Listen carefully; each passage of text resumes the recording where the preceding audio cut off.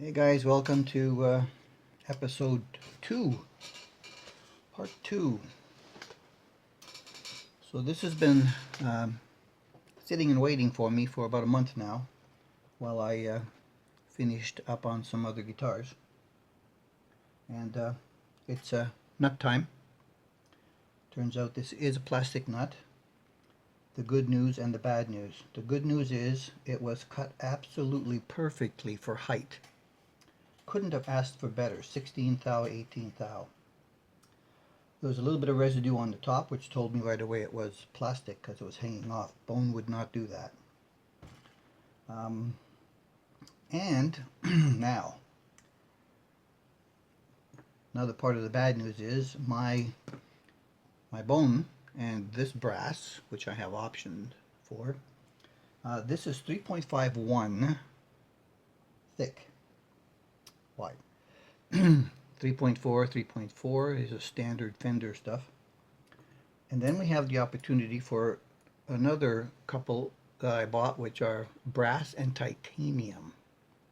These are both 3.54. So these two have a better option of fitting in this slot snugly, whereas I believe these two are going to be too narrow to snugly fit in the slot, and I don't want the nut, wobbly. Excuse me. So I have to kind of knock this out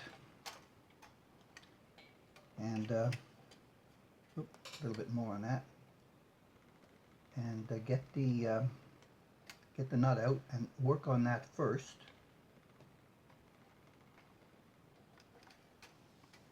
Before I think about doing the frets, because once that's out, I'll have open range to be able to run leveling back and forth without having to hit the nut. And then of course after that's done, I'll also do string trees. I've played with the neck to try to get it straight, to see if it's just truss rod or does this in fact need a shim to cant it back a little bit. It's very, very close to being absolutely perfect up and down the neck. Although I have some buzzing right now, it's probably because of all the uneven frets that I have. So it's going to be the nut using these strings, take the neck off, level the frets. I'm also doing a little bit of poly up here. I'm playing with some wipe-on poly to try to fix that little bubble spot. Then I'll see if I need a shim or not, just to get the neck balanced exactly right so I can get a nice level playing across the entire neck.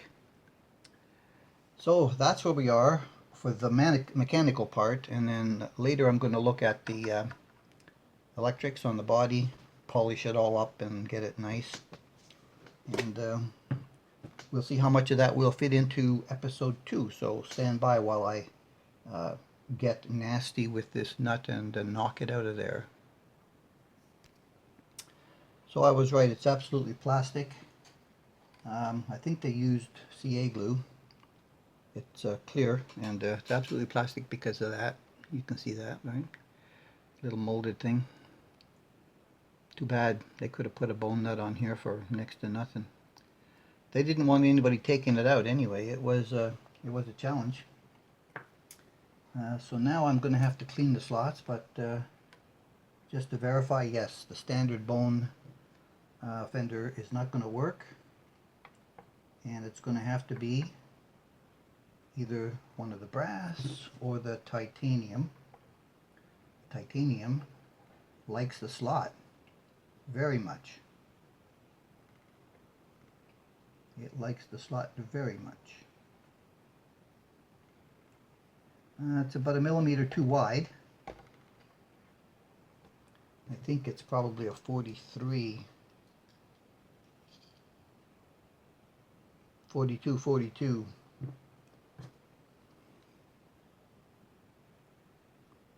4121. Yeah, it's a millimeter too wide. That's not a problem. Also, when they stamp these things, the brass one has been better smoothed off. But when they stamp these things, they leave a little bit of a lip down here on the bottom, which is a little bit wider than the rest of it. Also at the very ends. They're thicker at the exact end than they are in the middle. For some reason they kind of like bubble out a little bit. Just they flare. They flare out a little bit this way at the ends. But even with this flare, it will fit nicely in that slot. And I can remove enough material to do that. You know, for the price of this guitar, they should have put, you know, some, just a little bit of better hardware. The tuners are going to be okay.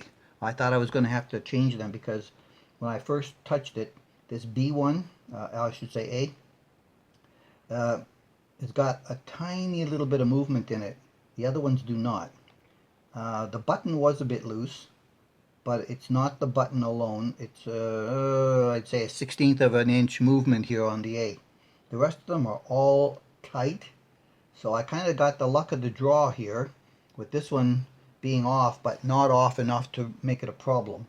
So I will not have to change these tuners. They're going to stay. But these string trees, they're actually biting and cutting the wind on the string. So, you know, obviously there's binding when you put them underneath the sharp edges of these, you know, butterflies, and they start binding and cutting on your windings. When you see scraping like that, there's a problem. There's not supposed to be any friction there. So let's start with that, and let me get it all tuned up again, and we'll see where it goes. I absolutely was eager to use this titanium. Unfortunately, I was worried about it being too high, but it's actually too low. However, the brass actually has a little more height. If we measure, we zeroed, the brass is the closest without thinking about taking down the first fret to solve the titanium issue. Okay, so listen, this is the story. It looks like I'm going to have to go with the brass because it has the height, because they're over the 16 and 18 thou, over the first fret. It's a 43 wide. I can make it a 42, so I can take down the length, I can take down the height, and I don't have the option to screw it up because I have no other nut around here that can fit this slot at the moment. This titanium, I think I got screwed on. Although it's beautiful, it's very nice and shiny and matches the hardware and everything. You see how flat the top is? All the slots are cut to exactly the same width as well. Let me show it to you the way you would look at it on a right-handed guitar. And you see this one? It has the radius profile built into it. Let's make them both the same. Has the radius profile built into the top of it, and the titanium one does not. It's flat, and that's why it's grinding out on the middle of the first fret. It doesn't have the radius curve built into it. I think I got screwed on that one. I don't know, I paid like almost 10 bucks for one nut. So we're going to go with that one. It's probably going to be some hand sanding on my plate, flat plate, and maybe a touch on the electric sander, I don't know. And the gauge I'm looking for will be following the height of this plastic nut, which will be 404 on the low E and 421 on the high E. So sanding and checking, a very boring job, labor intensive, which I will do in solitude. Okay, peoples, it's been a couple of hours working on this nut ever so slightly, and it's cut all the slots are set. It's not glued in, of course. That'll happen later, but it's made, and I didn't screw it up. Took my time, did it bit by bit, and got it exactly how I needed it to fit in there. I took the width down, so I did some manual sanding to start with. Then I went to the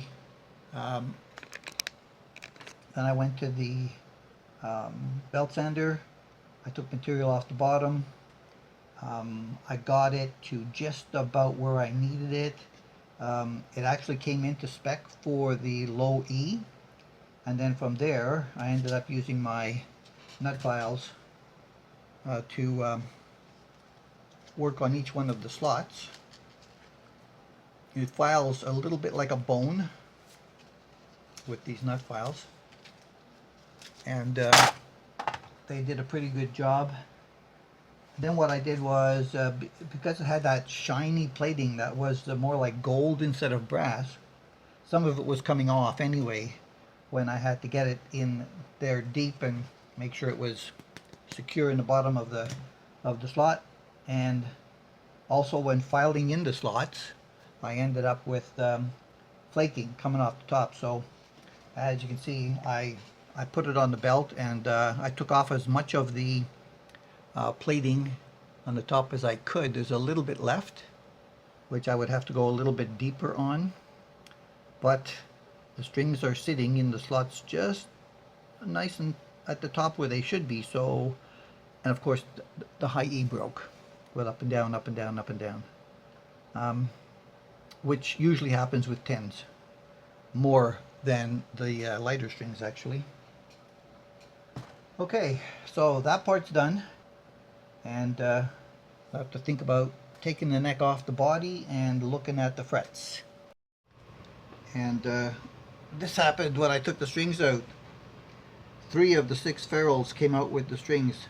Holes are over drilled in the back, so I'll put some adhesive in those holes. There's a little bit of compound in there, so I'll clean that out before I stick some adhesive in there. When I put them back in, I'm going to do a nice polish with my polishing compound on that. I'll do the same on the front once I dismount all of this stuff.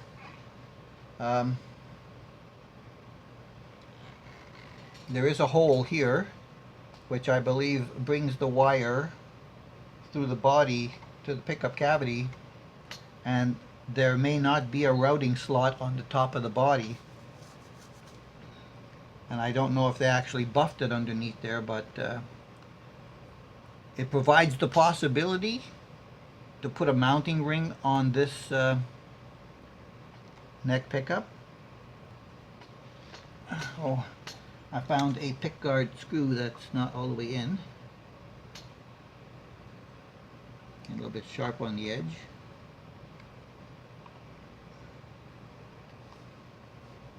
The pickguard is not countersunk very deeply for these screws. They sit proud somewhat.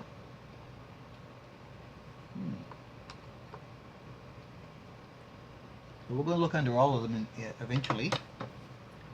So for now, the body will end up on the other bench, and the neck is going to go through its, we'll take off the brass nut. Yeah, I love how that turned out. I've installed the frictionless string trees. All of the tuners are snug and tight. Made in China, this one. This neck feels so good. Yeah, neck feels so good. All we need to do is get all the frets good, get it set right so that it plays nicely. And that will be the job at this bench next. I'm going to move this to the other bench. I have acquired the 4-way switch. It's out on the other bench. This volume pot is nice and snug. It's got good tension on it. This one is less so, and I have the feeling that the knob is rubbing on the plate. It seems to have a little bit of a ground out feeling there.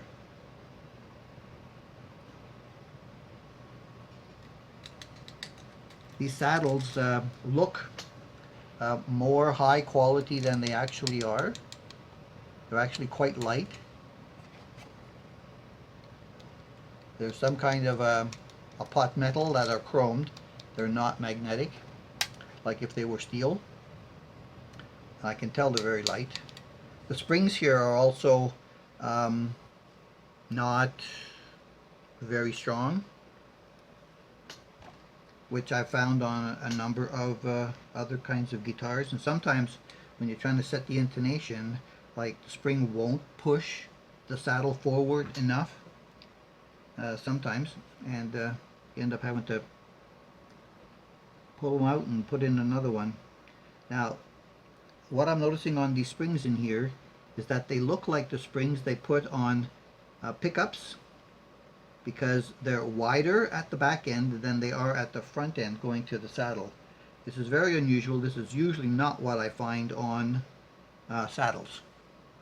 Usually they're a straight spring, but not the type that goes on the pickups. Anyway, that's it until I get this thing marked up and taped out. Okay, so I'm under the hood, and they left some crud, and they compressed sawdust and buffing compound underneath the pickguards, which I'm going to scrape off gently. Ouch, my nail is too short. So I was thinking about maybe a trim ring here and being able to see that and leaving this one in place.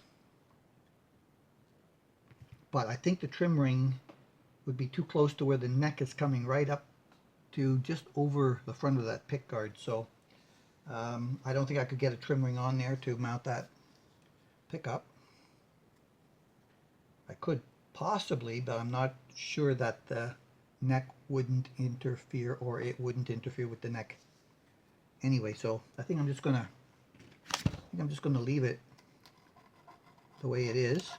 I'm gonna use the pickguard. I'm gonna try to buff it. There's some dirt in this pocket that I want to get out.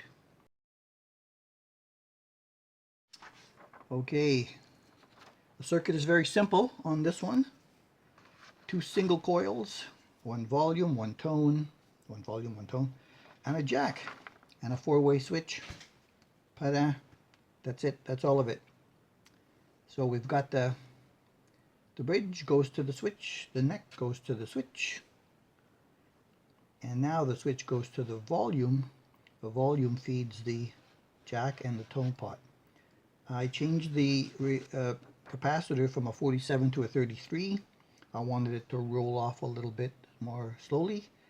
And they also have 500K full-size pots on the plate, which I left because when I originally played it, I liked how it sounded. So I just leave them there. They were bright enough for me. So that's it. It's in. 4-way switches. All we got to do is stick her back in the body and clamp her down. Strangely, that I get humbucker guitars with shielded wiring in it. Get underneath there.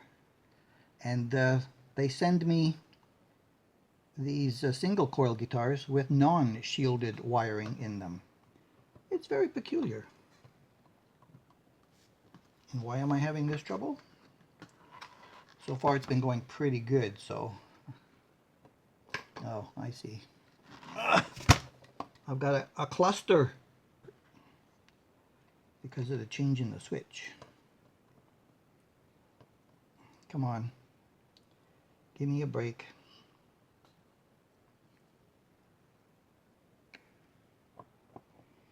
Alright, we just had to get a few wires out of the way of the switch, because the switch is a slight bit taller.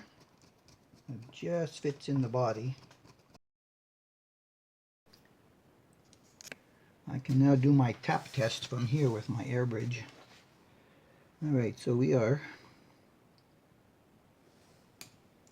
on the bridge. Ah, look at that, we got some sound. That works.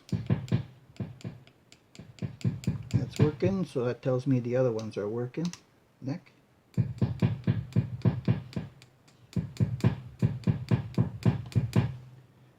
Now series. Parallel.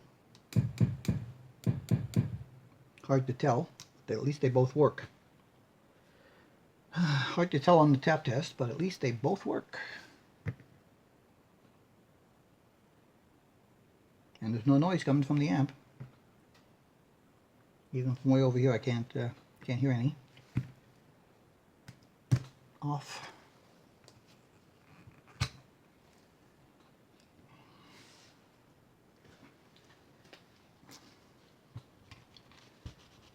Fingerprints.